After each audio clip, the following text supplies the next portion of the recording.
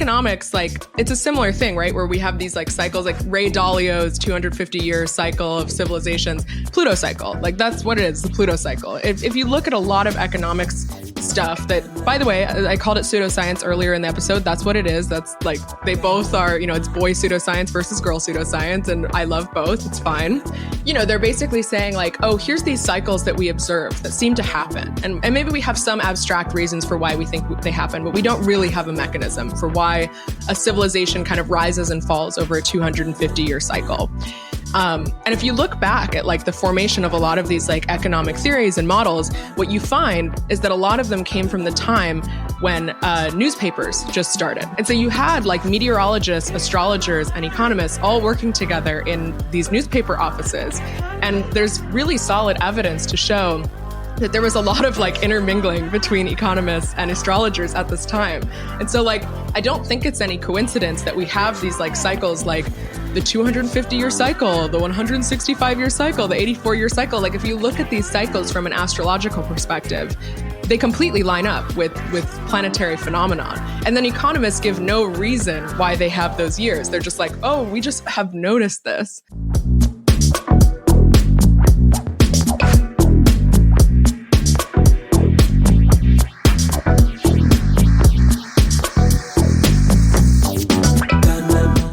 Welcome back to Bitcoin Season 2. I'm Charlie Spears of Blockspace Media. We're kicking off the new year with Erin Redwing. Yes, that Erin Redwing. And we're going to talk about forward-looking into 2025. We will talk about the past, present, and future in the context of, better sit down, outer planet astrology. Don't skip this episode. This may be the most important 60 minutes or so that you listen to this year because it will set you in the right path. Looking forwards. So we're going to talk with Erin about all things astrology, geopolitics, economics, and of course, Bitcoin. But first, a word from our sponsor. Bitcoin Season 2 is brought to you by Botanix. Botanix Labs is pioneering a new direction for DeFi with the first EVM L2 running on Bitcoin that's built to be forward secure, decentralized, and share gas fees generated by the network with users.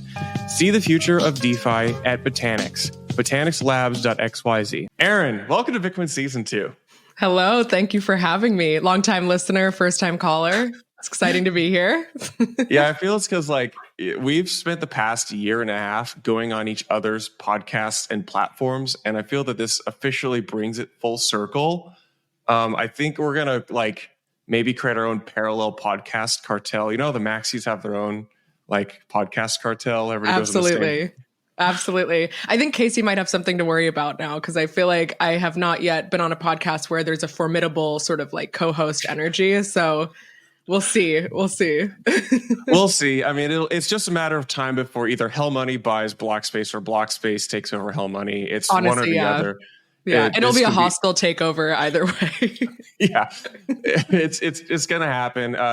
Make sure to write your bets in chat who takes over who. But yeah, I don't really want to. People know you're involved in many projects, and we can get into those if the conversation goes there. But I want to roll the clock back 5 years pre-COVID. I think this is also maybe before Erin really got fully into Bitcoin. And you were studying, I believe, planetary science at Berkeley. Drop me in to this Erin Redwing. And how did you get to be the Erin that is prominent in the Bitcoin world today? Yeah, so I started, I mean, I'll zoom out even a little bit further. I was raised by two physics nerds. Like my mom is a material scientist, my dad's a physicist. Both are atheist agnostic, and I was raised that way as well. So growing up, I kind of always thought I would do something in STEM. I was always into math and science. Also, it wasn't completely forced on me, but just, if you grow up that way, that's what you think of as normal. And so so I studied geology in undergrad, and then I went to Berkeley for my PhD immediately after finishing my undergrad. And I just thought like, okay, I'll go on this track, and this is what my mom did, and I'll be just like her. And, I was happy with that outcome. For several reasons that didn't pan out. And now I'm a Bitcoin astrologer. One of them is that academia is terrible, which is like a whole other episode in and of itself. But another one is that like kind of as I was developing my interest in space science, I was also sort of becoming a little bit like spiritually interested in that as well, which I think is a natural inclination. If you look back through all of history, the study of planetary bodies was always associated with some sort of like religious or spiritual interpretation. It's only very recently that we've kind of diverged those two things. And I think a big reason for that is just that like there's still very many mysteries with space. We don't know, like, are we alone? Is there anyone else out there? Why do we have the solar system that we have? Why do we have the particular environment that we have? Like, our solar system is very special. And I think even like someone who's completely, spiritually divorced looking at the solar system would say that. But for me, just like learning about it, it opened more questions than it answered. And I was actually working for a summer at NASA in Los Angeles, NASA JPL. And as a result, I was hanging out with a bunch of astrology girls. They're everywhere in LA. You actually can't avoid them. They run wild. And so, when I would introduce myself to people, they would be like, "Oh my God, you're an astrologer? That's so cool." and it actually kind of worked to get me interested in it because I've always identified with being a Leo. You're also a Leo. We've got two Leos on the pod today. And so I kind of was like, like I wonder if I can learn about this. Like, I don't even know what the system is here, but like, what does this look like? And I went to like astro.com, pulled up my natal chart, and I realized like, oh, this is just a map of the solar system. Like when you get a natal chart done of you, it's literally just a map of the solar system at the exact time that you were born, which like I could read as a scientist, like I could understand that. And then from that, you derive meaning with astrology. So that was like the part that I then had to kind of be like, well, so what does it mean that my sun was here, my moon was here, whatever? And I spent basically one night deep diving it. And it just made so much sense to me. And the system itself was also, I say lovingly that it's pseudoscience because that's really what it is. It's a scientific process without a plausible mechanism. So it's very scientific to learn. And so I just loved it. It added like this whole new layer of the thing that I was already doing for my career. And I just was never able to like eradicate the mind virus out of my brain. Like it just kept growing and growing and growing, much like Bitcoin for many people as well, I think. And that Bitcoin was like has been reading the white paper moment was reading your natal chart in a way. Yeah. Exactly. So then like from that was like 2017 that I got into astrology. And then I went to do my PhD and I kind of lived a double life for many years. Like literally, the people didn't know you were quietly getting into astrology while studying planetary science or astronomy. Yeah. It was like because planetary science is just solar system astronomy. Like astronomy can be like cosmology and like, kind of more thinking about like the structure of the universe. But I was specifically working on like solar system stuff. And I was looking at outer planets in the solar system. Like that was like my PhD topic. And I was getting into outer solar system astrology. And so it was literally like just living two lives where, astrologers didn't care that I was an astronomer. They thought it was cool. But astronomers were very, very antagonistic to astrology. I think unsurprisingly, it's just like, it's a natural thing to do, even though I think it comes from ignorance. And I don't know, I think that actually primed me pretty well to get into Bitcoin because, if you're used to kind of being like heretical for many years and like, thinking in a way that's not accepted by the people around you, I think it's easier to then question other systems like economics, which is another famous pseudoscience. So I feel like for me, it was astrology. I mean, astrology literally did get me into Bitcoin, which is, again, a whole other story. But I really think like just I was primed to be able to accept alternative hypotheses for the way that things work. And now I'm a Bitcoin astrologer, dropped out of the PhD program, totally left the science side behind me. And I want to get into that in a little bit to how we tie these two things together. It is a Bitcoin and astrology. It's a natural link. I'm kind of surprised that I wasn't aware of more people like this who would combine these two topics, but it is one of the more intuitive things I've seen. But to the listener who got this far, who like hasn't turned it off in dismissal. Like I want to get into some foundational things about astrology, but like imagine we're having a conversation and me, I'm very skeptical of astrology. Like, what is your like one-liner or way you pique that person's interest so that they might ask another question? How do you lure people in who are typically skeptical of this? I think, I mean, there's different ways I would use for different types of people. I think I'm assuming that someone who's watching this is probably like highly technical. They're interested in like more of the logic brain understanding of the way that things work. And I think the big thing for me when it comes to those types of people, which I was that type of person, I still am that type of person. Yeah. I still very much am like a logic brain perspective. And I was raised that way and I know how to think that way. Thinking about things in an illogical way is not at odds with rational thinking. Rational thinking is one way of approaching a problem, and it's really good for some things. But irrational thinking or spiritual thinking, or however you want to frame it, is just a different tool in the tool belt. And for me, learning astrology was essentially like expanding a new vocabulary through which to understand, particularly like the human experience. Like I would say it's kind of like a vocabulary for human psychology or like human archetypes. And that doesn't conflict with a rational understanding of reality. It's just a different way. And I think that's like the thing that often like makes people be like, I don't like this, is that they don't want to be told that they're wrong. And they certainly don't want to be told that they're wrong by crazy people who believe irrational things. And like, I've never felt like the rational interpretation of reality was wrong, just that it's like one way of looking at things. And I don't know, even just from the perspective of like, you know, your perspective makes your reality.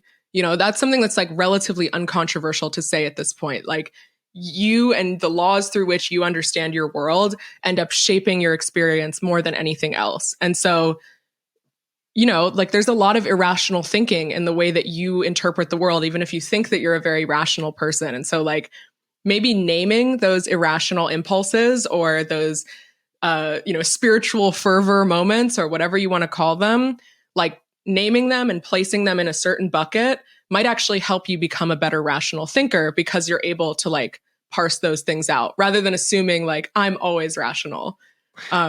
So yeah, that's my way of trying to sell it to people. Yeah, in a way, it's very similar to Bitcoin, where both of these interests and passions suffer from like the pop Bitcoin or pop astrology, like top of funnel, which is most people's immediate, initial perception of these two things. So there's kinship there between astrology and Bitcoin. So let's lay some foundational groundwork. I frankly have listened to a lot of your astrology discourse and associated people, and still have possessed very few of the building block like terminology or language for any of this, like how it works. For us to have a productive conversation, it might help for you to like explain some basics about it, like what do I need to know so we can have a conversation about outer planet astrology and economics? Totally. So, most people are familiar with their sun sign. That's like, I'm a Leo, you're a Scorpio, whatever. The reason why you're familiar with that particular sign, which is just the sign that the sun was in at the time that you were born, is because it's easy to find. It's just your birthday. But for astrologers that are looking at like a whole natal chart or the map of the solar system at that time, they're also looking at where Mars was, where Mercury was, where Jupiter was, where Neptune was, Pluto, etc. And so you have this whole big map that's created of, all these different planetary objects that you then derive meaning from. And so, for the sun sign, that's a 1-year cycle. Like it takes Earth 1 year to go around the sun, and it spends approximately a month in every sign. And so you just kind of that's where like a lot of the pop astrology horoscope stuff comes from. It's just like, today is going to feel like this for a Taurus, and that stuff is fine. But, something that I think is really interesting and that really got me hooked in astrology is that, we have all these planets that are way further out and as a result have much longer orbital cycles. So, the sun has a 1-year cycle. Mercury and Venus are also, they're inner planets. So they also have about a 1-year cycle. Mars is about 2 years. And then moving out from there into like the gas giant planets, Jupiter is 12 years, Saturn is 28 years, Uranus is 84 years, Neptune is 165 years, Pluto is 250 years. So if you start looking at those cycles, on the order of decades or hundreds of years, you can start looking at civilizational phenomena. So instead of saying, oh, I'm a Taurus, so I'm going to feel this way, you can look at the natal chart of, let's say, the United States of America starting July 4th, 1776, and you can say, oh, wow, it's been 250 years since then.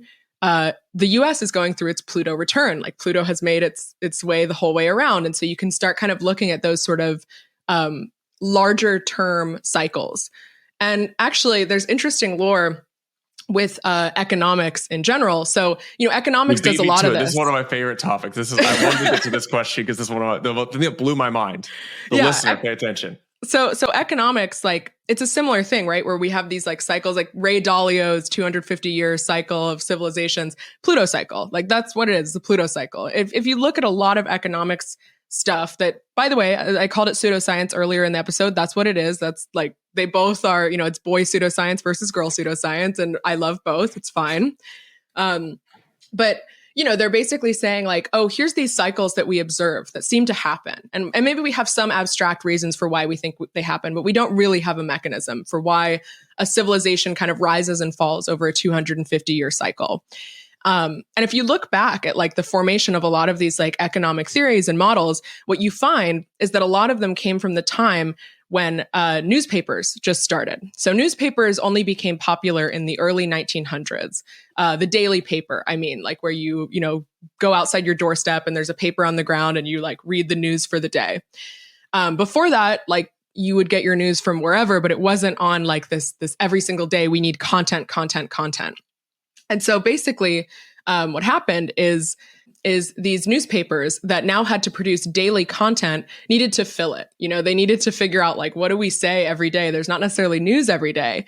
And so, what are the obvious daily columns that come out? Okay, weather is something that changes every day. So you have a weatherman who works at the paper and writes up, it's going to be sunny today, whatever.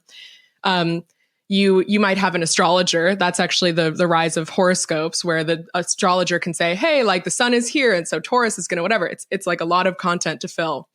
And then they also had economists that would do that. So economists would then say, here's the market for today. The market is dependent on this, this, and this.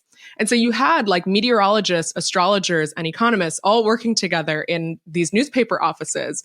And there's really solid evidence to show that there was a lot of like intermingling between economists and astrologers at this time. And so like, I don't think it's any coincidence that we have these like cycles, like the 250-year cycle, the 165-year cycle, the 84-year cycle. Like if you look at these cycles from an astrological perspective, they completely line up with planetary phenomena. And then economists give no reason why they have those years. They're just like, oh, we just have noticed this. It's the like, fourth turning. It's a new generation, or like Exactly. it's the time that it takes for a money to die or whatever. I don't know, that kind of thing. Yes, yeah. The fourth turning is the Uranus return cycle. It's like 84 years, about 4 generations. Yeah, so it's like these things inform each other. And for me, it's just like, let's just make these things explicit rather than like say like, no, this one is logic and this one's like totally illogical and we need to keep these things separate. It's like, let's just admit that we have some level of illogical and logical reasoning put into all of our understandings of the world. And like, let's just agree to that on a baseline. Doesn't mean we have to say astrology is real or economics are real or whatever. But like, I just think there's so much less rationality in a lot of things that people think are highly rational. And it would be better to just like be able to say that and not have that be, sinful. So fascinating. You explain it better than I think other people have. So that said, it may be confirmation bias, but I do think this is one of the most interesting times to be a human. And 2025 is one of the more interesting years in this very unique period. And this may be, as I think we were talking in a side chat, this may be, we may have insight to some of this very interesting times from the study of outer planet astrology. What is interesting in 2025, and how does outer planet astrology inform this perspective? Yeah, so the outer planets are basically Uranus, Neptune, Pluto, the furthest planets out. And because they have such long cycles ranging from like 84 years to 250 years, they really don't apply to individuals. They can, like, you can live to 84 or maybe 165 someday. But in general, we use them to understand like geopolitical phenomenon. And in 2025, we have all three of those planets moving into new signs. So, each of those planets, if you take that like 84, 165, 250, divide it by 12, that's like how long it spends in each sign. Those numbers are still really large. Like for Uranus, it's like 8 years in a sign. For Neptune, it's about like 15. For Pluto, it can be up to 40. And so to have all of those coincide in 1 year, where in 2025, all of them are moving into new energies, essentially, is a way of thinking about it. That's really rare to have happen. We also, if you zoom out even further from the planets and you look at the actual structure of the solar system and the orbit of Earth around the sun and how that changes over many, many years, we also are in the transition of the precession of the equinoxes. So the equinoxes, that's just like the spring equinox, right? That's like the beginning of the calendar, or the astrological calendar. It's like directly parallel to the sun or whatever. Yeah, it's like spring. The beginning of spring is spring equinox. There's fall equinox. So that position of Earth and sun changes over time. And it's a very long-term cycle. It's like 26,000 years is like the total cycle. So divide that by 12 and you get about 2,000 years in a cycle. And we're also at the transition from one age into another there. So we literally have like all of the longest cycles in astrology are all like converging at this time. And if you just think about it from your own experience, like we are obviously living in an incredibly transformative time, like there's lots of people that would like to say like, oh, well, maybe the internet won't change that much. Maybe it's only going to affect certain facets of life. No, there's no way. There's no way. Like we already feel it. We already see it. The fact that we're even able to have this conversation is crazy. We are living through incredibly transformative times, and the astrology says this as well. The nice thing about being able to look at the astrology is you can look back in history and see different times where either a similar transformation happened or when the last era started, like what were the transformations that we saw. And there's really interesting, like particularly for the US. I also like to focus on the US just because I'm American, so it's an easy point of reference for me. Yeah, you could say the world revolves around us. Right, the world revolves around us. We're the culture makers. So, it's easy to just like put that at the center and then assume that there's fallout all around the world from whatever we choose to do. Yeah. If you look at just the US, and you look at like the past like Uranus, Neptune, Pluto cycles, we are living through like very interesting times in terms of those cycles as well. So we can start with Pluto, which is the furthest out one. That's 250 years. The US turned 250 in 2016. So that was like our Pluto return. It's a longer term kind of cycle, but think about what happened in 2016 and, what kind of transformative kind of tower collapsing moments we might have had in 2016. Because Pluto is the god of the underworld. Pluto is about like the muck bringing itself up to the surface and making itself known. And then if the foundations are not stable, the tower collapses. That's like the way that Pluto works. So we went through that in the United States. Then if you look at Neptune, so we're going through a Neptune return as well, 165 years. So loosely like divisible by 2 from that. The previous time that we had Neptune, where it will be in 2025, was the Civil War. The time before that was the Revolutionary War. So that's interesting times to be living through. But Neptune's the god of old age. I forget. Yeah, Neptune. Yeah, Neptune is spirituality. So it's about like death and like kind of like your spiritual understanding of things. It also can deal with like delusions, drugs, anything that kind of like takes you out of your state of mind. Gotcha. So Neptune is kind of like an intense sort of like psychological energy. And then Uranus, 84 years, go back last cycle, that was World War II. Cycle before that was the Civil War. Cycle before that, revolutionary. So like similarly, you see these like very interesting periods of time. And yeah, for an astrologer, it's just like super exciting to be able to see these things before they happen, to see like 2025 and all of this energy coming in and just get to like make the popcorn and watch and see how it plays out. Like it's just, it adds a really fun framework to, I think, the chaotic transformation that we already all know is here. So we have the convergence of many planetary cycles. Is that the term? Yeah. We have we can map this to history, which sets the stage for the present. What outside of us just knowing that 2025's big things coming? I mean, what is there? Is there anything like that? Is there anything particular that we should expect? Like what type of personality does the year 2025 have, and maybe what types of events or things might we expect? Let's start with maybe economics and sociocultural, and then we can't get more than 25 minutes in before we start talking about eventually Bitcoin. Right. So, yeah. Yeah. So 2025, I think, is the way I would describe it is it's kind of the last grasping breath of control over a narrative that cannot be controlled from here on out.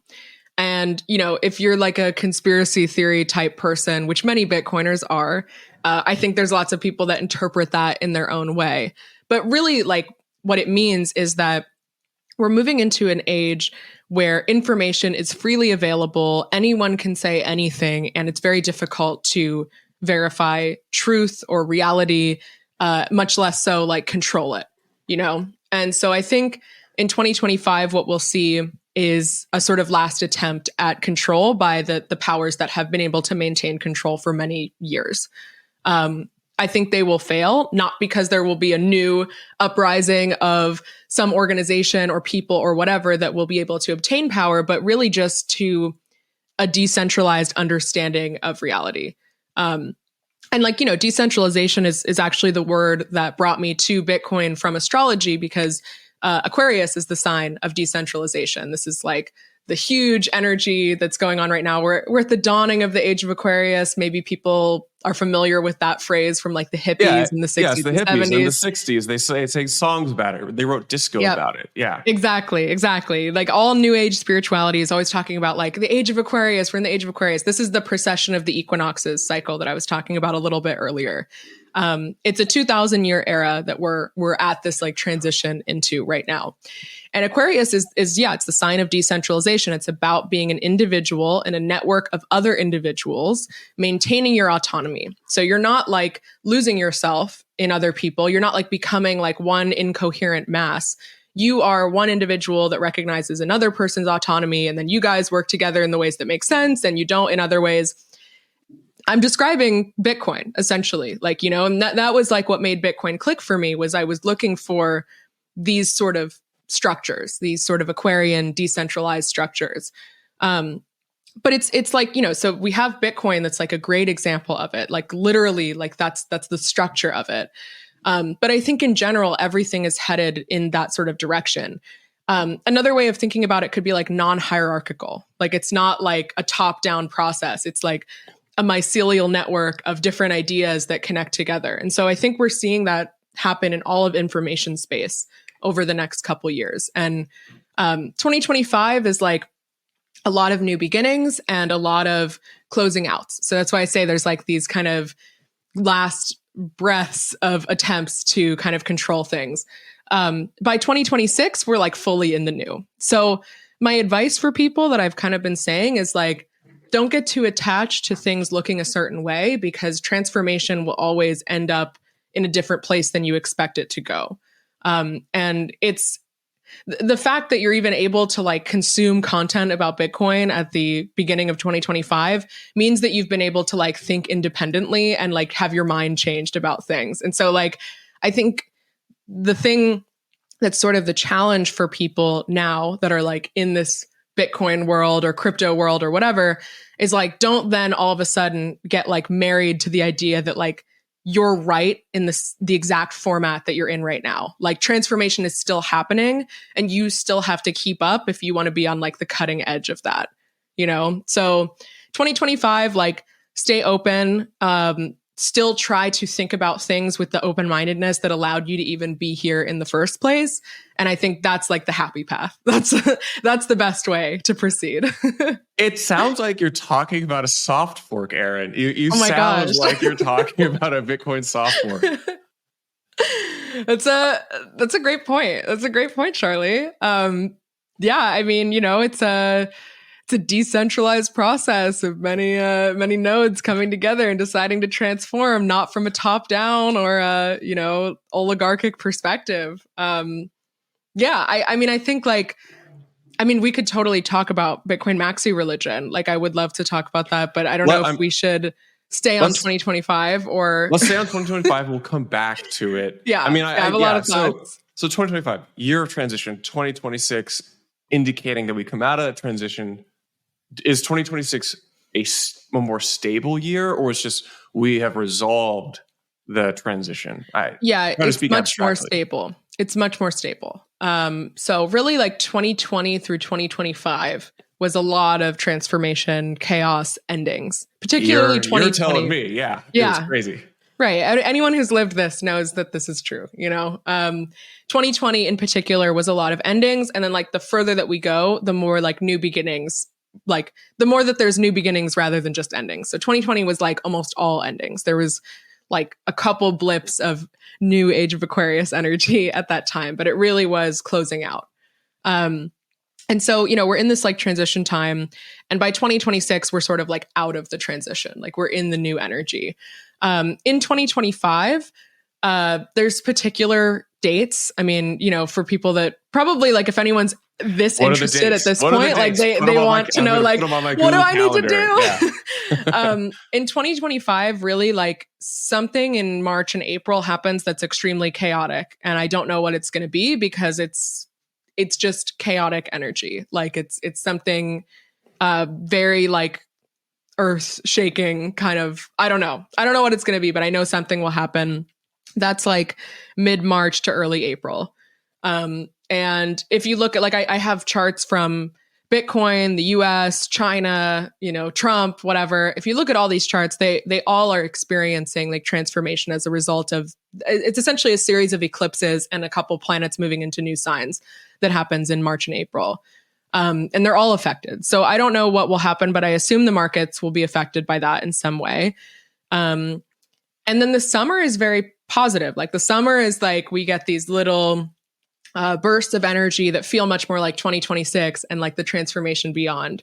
So I would expect this spring to, I think I said this in the Hell Money episode, but like January, February is like peak hopium. Like if you're looking for like the top of like the current cycle that we're in. I'm going to sell the rumor. Quantum cats go to 10 Bitcoin and I buy another house. Yeah. Right. Exactly. Yeah. Like that's the like January, February, I think is like, you know, people are wondering how long this current thing will last. I mean, we're already a little bit down right now, but I think that's kind of like the peak for this current cycle of Bitcoin 100K. Woohoo. This is awesome. It's not so much that March and April are like definitely a market crash. But I think whenever there's chaotic volatility in real life, Bitcoin is obviously a highly volatile asset, even regardless of that. And if you add that on top of it, it's just like even more volatility, which also means opportunity. You know, it's another way of thinking about it. So I think we'll experience a lot of volatility in March and April. And then by the summer, I think we're actually in a much nicer place. And the second half of 2025 it's like review and reworking. Like we're like recovering from whatever happened in the first half and we're like picking up the pieces and putting things back together. So as I said, my advice is like stay flexible and like don't allow yourself to just like go down with a ship just because you think it has to turn out a certain way. Cause like crazy shit can always happen and it seems like it will. So staying flexible, being willing to like ride the wave, all those kind of things are definitely going to be an important part of getting through, particularly the first half of 2025. Other interesting dates, second half of 2025. We've made it through a comparatively calm summer. Bring me into to fall and winter. Where are we this time next year? I think it's going to depend on the fallout from whatever happens in the spring. It is quite positive. So actually, particularly like October, November, one of the cool things about outer planet astrology is you can also look at the relationships between the planets because they all are moving in different cycles. Sometimes they make angles to each other, and like we as astrologers derive meaning from that. So there's a cycle between Saturn and Jupiter that started in 2020. This was like the only tiny little blip of like new exciting energy that came in 2020, and it came in December 2020, the end of 2020. And this was like what got me into Bitcoin. Long story, but like that's what ended up bringing me down the rabbit hole. What's the name of this particular phenomena? So it's the Saturn-Jupiter cycle. So in 2020, on the solstice, Saturn and Jupiter were at the exact same point. So they were conjunct. Okay. They were conjunct at 1 degree of Aquarius. So the beginning of Aquarius. It was like super like, oh my gosh, new Aquarius energy coming in. What's it going to be? And that resulted in me going down the rabbit hole because Bitcoin was back to 18K. It had like reached its previous all-time high at that point. And I just noticed it. I didn't know anything about Bitcoin. I just noticed that. And so kind of went off from there and never came back out of the rabbit hole. Yeah. But that cycle, so it like starts at the conjunction. And then because Jupiter moves faster than Saturn, like they both move and they like form angles to each other and they like keep moving, and then eventually they meet up again. And so like astrologers look at those angles and we use that as a way of like describing the push-pull between those two entities. And in November, I think it's like November 2nd through 21st, we have a trine between those two objects, which is just 120 degrees. It's like a harmonious aspect triangle. Like it's an easy sort of energy. And so I think what we'll see at that time after kind of a spring of chaos is, you know, whatever cycle started at the end of 2020, which, you know, maybe it's a personal cycle for you, but I think on a societal level, it was kind of like coming out of COVID year and figuring out like, okay, what has collapsed and what does that mean for what I think is like actually viable moving forward? Like, what do I want to plant the seeds for that I think are realistic to grow, given that all of these things have collapsed or they've kind of proven that they're not as stable or solid as I used to think that they were. You know, that was the beginning of that cycle. We're at essentially the first supportive aspect to that in 2025, November 2025. So in November 2025, that's a time to kind of look back on the previous 5 years and just be like, okay, what did I plant and how is it growing? You know, like what did I discover at that time? For me, it was Bitcoin, right? Like I discovered Bitcoin at that time. So then November 2025, I'll look back and be like, oh my God, I discovered Bitcoin 5 years ago. And now I'm a Bitcoin astrologer who's doing X, Y, or Z, you know, and who knows like what will happen by November after the spring. But I think that's kind of like, as I said, like the second half of the year is a lot about reflection and reworking. And then 2026, like kind of beginning of 2026 is like, we're in the new world. So I would say like, if you have, you know, things that you're trying to launch or things that you really want to like lock in for a certain amount of time, it's the first half of the year. Like the first half of the year is the time to like be on the timeline, see what's going on, not go crazy. Like don't go crazy. Keep your head. Don't allow yourself to be like wrapped up in crazy narratives, but like stay alert and like use that to your advantage if you can. As I said, like volatility also means opportunities. And then the second half of the year is like picking up the pieces, doing like the integration mentally, spiritually, whatever, and just being like, wow, what did I do over the last 5 years? Like, was it worth it? Was it good? How should I change things? And yeah, then I think like if you can get through If you can get through April, you're fine. That's really like the main message. If you can get through April. I'm going to lock in. I'm sitting forward in my chair right now. This is, yeah. The beauty is like, I think a lot of people expect astrology to give you very discrete specifics. Like Bitcoin is going to be this exact price on this certain day. And maybe there are people who do that. But if anything, if you've listened to the past 40 minutes, I hear you saying astrology gives you a structure or a lens to view things and useful directionality. And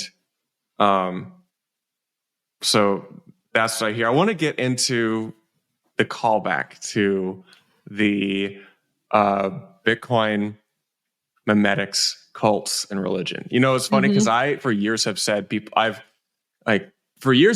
me, that Bitcoin, crypto, that's like a cult. And I say, no, it's not a cult. It's a religion.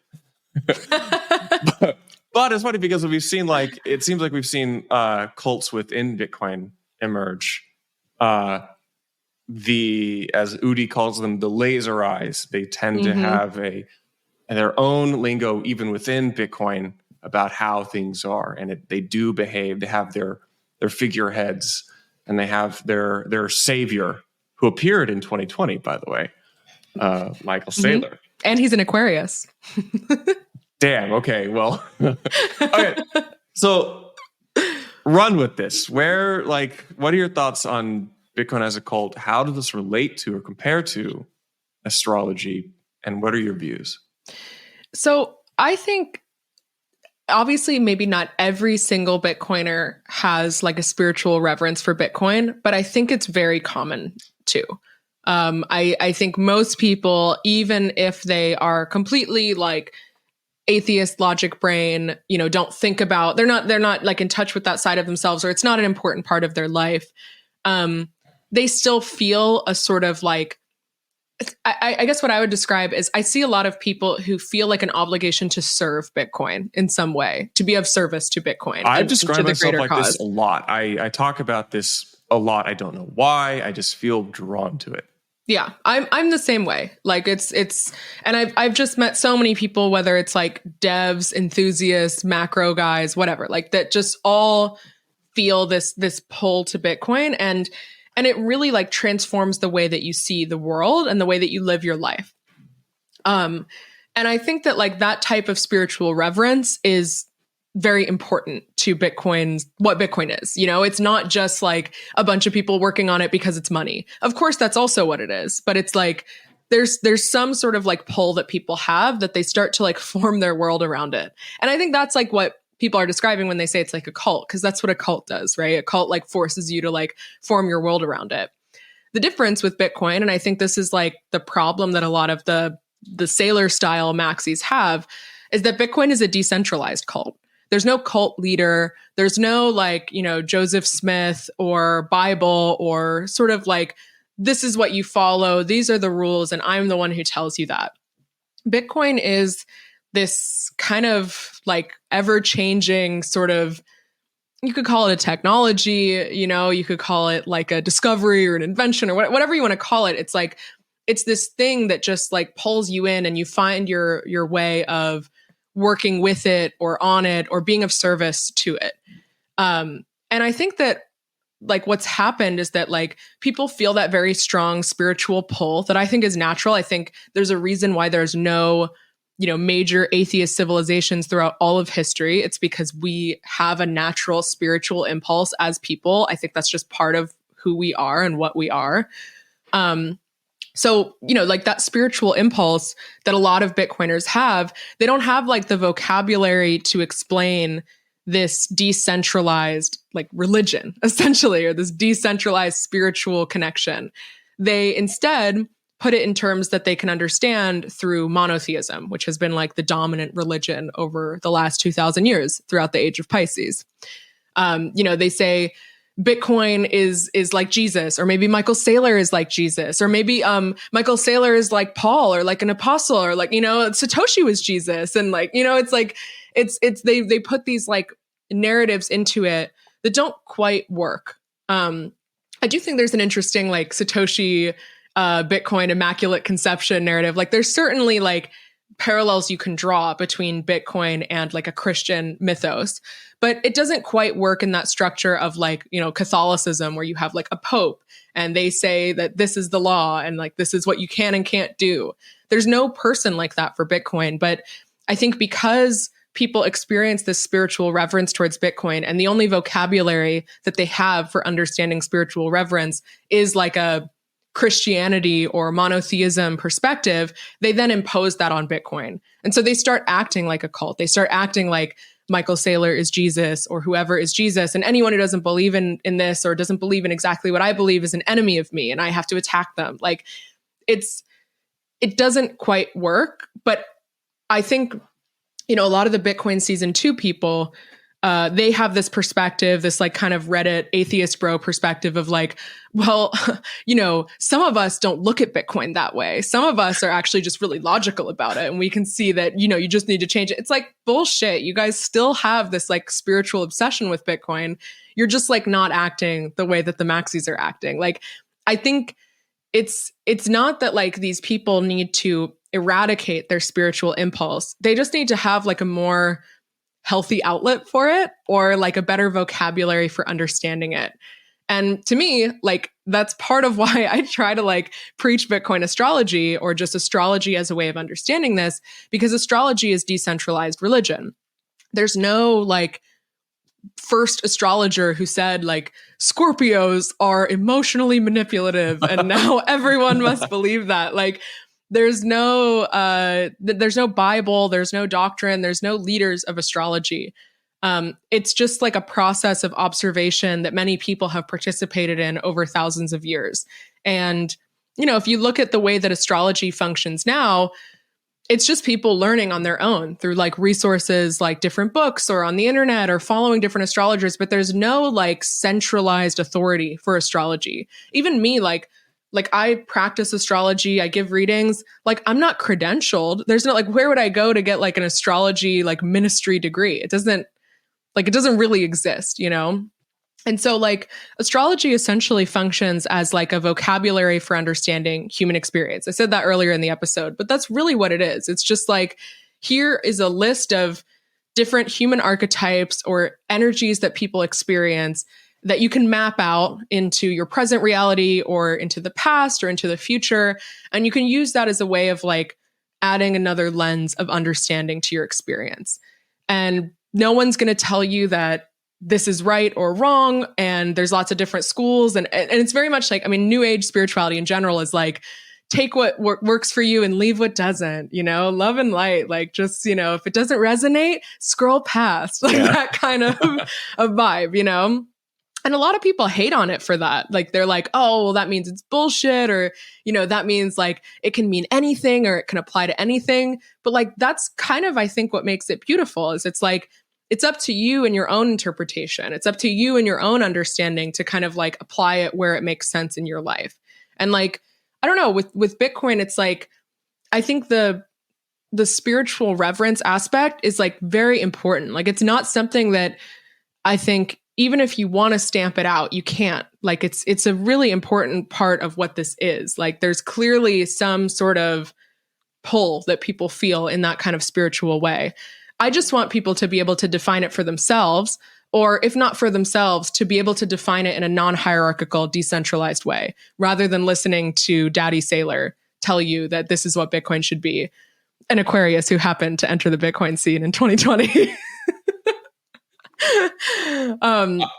Yeah, so I don't know. It's like, it's just, and I found honestly like that, like, I mean, I'm on the ordinal side of Bitcoin, so I'm not in like maxi land, but I consider myself to be a Bitcoin maxi for all intents and purposes. Like I am a Bitcoin maximalist, and I still have a lot of Bitcoin maxi friends. And a lot of them, by the way, are very open to Bitcoin astrology because it does help them understand their experience. Like they relate to it, you know? So I don't know. I'm like, let me preach Bitcoin astrology to the maxis and maybe I can fix them. You can fix them. I mean, I like, you know, I'll reflect back, you know, I think on other Bitcoin Season 2 episodes, I've said like the same open mind which drew me to Bitcoin originally long ago I try to keep and hold that because I just don't think that Charlie, 10 or some odd years ago was like totally dialed in and just got it right in a flash of brilliance. No, it feels that every year that I continue to be involved and active in Bitcoin, I understand it differently. Mm-hmm. And I mean, this is kind of what brought me to Ordinals. It was the most curveball perspective on Bitcoin. It was fresh that I had not seen before, and that's why we're having this conversation, I guess. And by the way, Ordinals is literally Bitcoin astrology in that it takes natural cycles of time in Bitcoin and ascribes meaning to them. Like rare sats literally are Bitcoin astrology. So I'm a Bitcoin astrologer through many lenses. Casey is just he's the least. He's not credentialed at all, but he's everyone draws. They trace their family astrology tree to him. Exactly. Yeah. He's just one school of thought. One school of thought. Yeah. Okay. So, wrapping up, let's look very, very far for the future. One of the things which I found most interesting ever was your perspective on the Aquarian age and the Bitcoin supply schedule and issuance of Bitcoin wrapping up in the early 2100s. What does Bitcoin look like in the far off distant future? A lot of us, a lot of people today try to predict like short-term price of like $1 million or $10 million. They try to predict how Bitcoin looks over the next 10 years. What does Bitcoin look like over the next 100 years? So what you're referencing with the 2140 thing in the age of Aquarius. So this was one of the things where I looking at the Bitcoin Wikipedia page in December 2020, where I was like, oh my God, like I've stumbled on something very important here, is the age of Aquarius and the transition from different astrological ages is a long process. It's like a slow moving process. It stays in a sign for 2000 years. And so there's like about 100 so years where it's like transitioning between two ages. In our case, we're transitioning from the age of Pisces, which I would describe as the age of monotheism. It started with the birth of Jesus Christ in the year 0. That was when, we had that transition from Aries to Pisces. So like we're in that transition now, 2000 years later, from Pisces to Aquarius, age of monotheism to age of decentralization. And that transition happens over essentially like the beginning of the millennium. But if you put it in like astronomical calculations, it happens from the year 2000 to the year 2140. So in 2140, that's when we are in the age of Aquarius by astronomical measures. And so that's a year that I look at a lot, as an astrologer who previously didn't know anything about Bitcoin. And it's interesting that is, of course, the end of the Bitcoin supply being distributed. That's like the end of the one sat final epoch of Bitcoin supply being distributed. And to me, I don't know what Bitcoin will look like in terms of how it will fit into our society. This is also going back to what I said about not getting too attached to Bitcoin needs to do X, Y, or Z. Bitcoin needs to be X, Y, or Z. We don't know what Bitcoin will be or how it will function in the world. But I think essentially what Bitcoin is this transition technology that's helping us to move into the age of decentralization. And so what I wonder about is Bitcoin is perfect decentralized money, perfect, whatever. Maybe people would complain about certain aspects of it, but it's it essentially is the discovery of decentralized money or the invention of decentralized money. And I think that we will see Bitcoin-like things in different facets of the world or, different facets of society or understanding of reality. And Bitcoin is just solving this very key, important part of our macroeconomic geopolitical system. So I don't know how Bitcoin will fit in, but I think, again, going back to what I was talking about, Bitcoin kind of changing you or you ending up sort of forming your perspective around Bitcoin. I think Bitcoin is teaching us very important lessons about how to harness our own individual incentives in order to work in a decentralized way. Because as I said before, Aquarius is not about losing yourself in the collective. It's not about logging onto the internet and becoming a part of the hive mind and not being an individual anymore. Like, no, Aquarius is one of the most individualistic signs. Leo and Aquarius are the two individualistic signs. We're very familiar with this. Yeah. Aquarius it's very important for Aquarius to maintain its individuality. But the thing with Aquarius that makes it really like smart and kind of its strength is that it knows how to identify other people's individuality to find ways of working with others. So it knows how to essentially balance like individual incentives in order to create like non-hierarchical structures. And I think like Bitcoin is essentially like starting to teach us those sort of lessons that Aquarius is like, that's really like the age of Aquarius energy. So I don't know, like I'm very curious to see, especially as we move through the next couple decades, like how conversations about Bitcoin's supply and, you know, the fees that are necessary in order to keep Bitcoin decentralized, like how those conversations will progress. Because I feel like even if you just look at like, you know, the slowly decreasing supply and how like the lesson is being taught to us slowly over time, and we have to like learn as we go, like how do we sustain this thing? Is it important enough for us to sustain? Like again, the spiritual narrative, like there's just something there that's like, it's just beautifully timed. And it's, I don't know, like, I don't know how these problems will be solved, you know, whether it comes to like scaling or just like literally like the supply and like maintaining fees.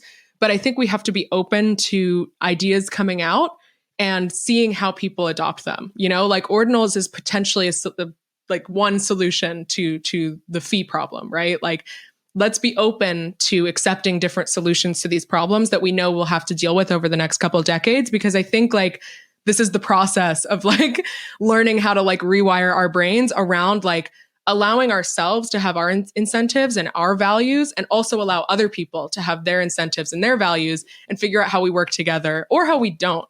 And that's fine too. You know, like we can also allow people that maybe are on the other side of the network to like do their thing over there while we do our thing over here. And we don't have to control them or stop them. You know, that's not part of it, you know? So I don't know. I'm very curious to see how the next couple years tune out. I mean, we're living through really interesting times. Like that's really the main point. And I think by like the 2030s, I mean, just kind of like off the dome astrology, I think by the 2030s, we're definitely in like a, you know, I don't know what your definition of hyper Bitcoinization is, but I think by 2032, we're looking at a world that like has very much accepted Bitcoin. Bitcoin is a very integrated part of our society. Even if it's not on an individual level, it's like much more understood. So yeah.